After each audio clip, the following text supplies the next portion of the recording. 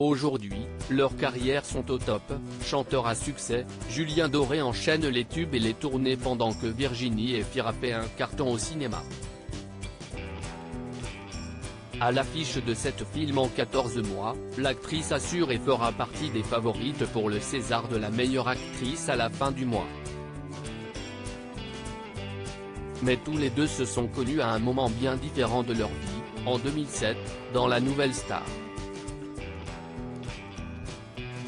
À l'époque, Virginie Efira, qui rêvait de cinéma selon le chanteur dans Le Monde, n'a pas encore franchi le pas et semble s'épanouir sur les plateaux de télé.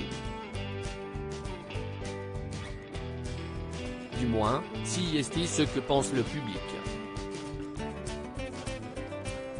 Mais Julien Doré, qui a 5 ans de moins qu'elle et qui est candidat de la saison 5, comprend à quel point elle est aussi perdue que lui. Elle arrivait de Belgique, je débarquais de Nîmes, on s'est revus très vite.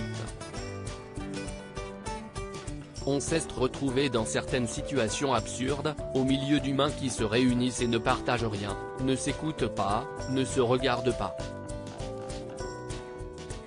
Se souvient-il de cette époque?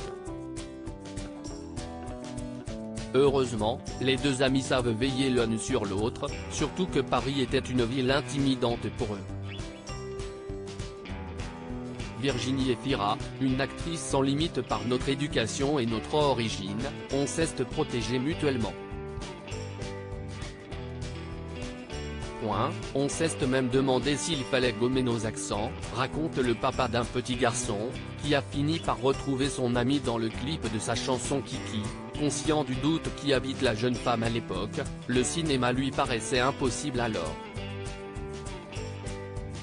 Une marche pourtant franchie quelques années plus tard, d'abord en tant qu'héroïne de comédie romantique. Avant que le succès ne frappe à sa porte et que les réalisateurs les plus prestigieux ne lui réservent leur plus beau rôle.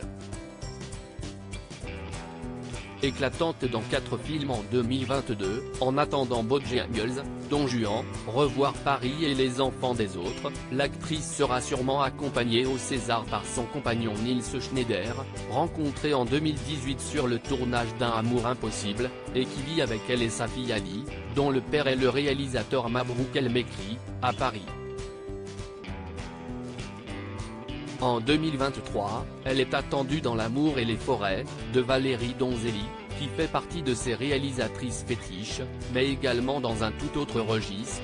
En effet, elle rejoindra Jonathan Cohen, Leila Bekti, Géraldine Nakache ou encore Pierre Ninet dans la saison 3 de LOL, qui ressort sur Prime Video. Qu'on attend avec impatience.